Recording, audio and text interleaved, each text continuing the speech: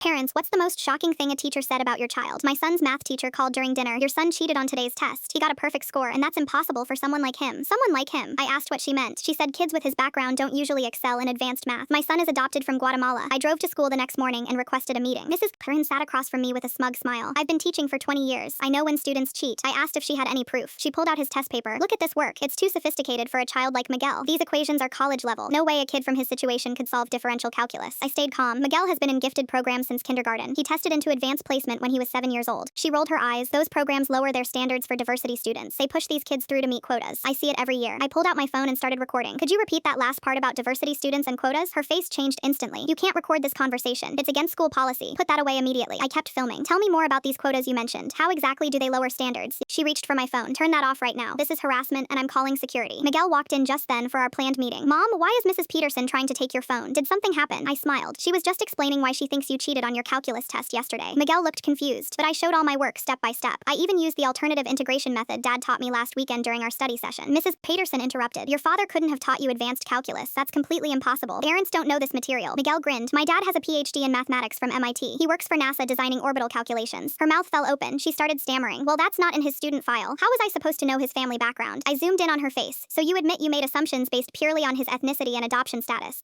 The door opened and Principal Davis walked in. I got your urgent message about a parent complaint. What's happening here exactly? I handed him my phone. Mrs. Peterson accused Miguel of cheating because she doesn't believe Hispanic students can excel at advanced mathematics. Principal Davis watched the recording in complete silence. His expression grew darker with each passing second of footage. Mrs. Peterson tried to explain frantically. I was just being thorough about academic integrity. I tape false positives happen all the time in my experience. Principal Davis stopped the video. Mrs. Peterson, please clean out your classroom immediately. You're suspended pending a full investigation. She protested loudly. This is absolutely ridiculous. I was protecting the integrity of our academic standards. Principal Davis escorted her toward the door. The school board will review this footage tomorrow morning at their emergency meeting. 2 weeks later, we got a call from the district office. Mrs. Peterson was terminated immediately, and her teaching license was under formal review by the state. Miguel now tutors other students in advanced mathematics after school. Last month, he won the state championship for high school calculus competition. He's 13 years old. The irony is that Mrs. Peterson was replaced by a young teacher from Guatemala who speaks both Spanish and English. Miguel loves her class, but the best part happened 3 months later. Miguel was invited to present his research on mathematical optimization at the regional science fair. Mrs. Peterson showed up as a substitute judge. When she saw Miguel's name on the project board, her face went completely white. She tried to excuse herself from judging his category. The head judge wouldn't let her. You're here to evaluate mathematical excellence. Do your job. Miguel's presentation was flawless. He explained complex algorithms that graduate students struggle with. The judges were taking notes frantically. Mrs. Peterson had to give him a perfect score. Her hand was shaking as she wrote the numbers. After the ceremony, she approached us. I owe you an apology. I was wrong about Miguel. Miguel looked up at her. It's okay, Mrs. Peterson. Everyone makes mistakes when they let fear guide their thinking. She walked away in tears. Miguel won first place that day. Now he's working on research with actual NASA scientists. Mrs. Peterson teaches elementary math at a different district. Justice has a funny way of working itself out.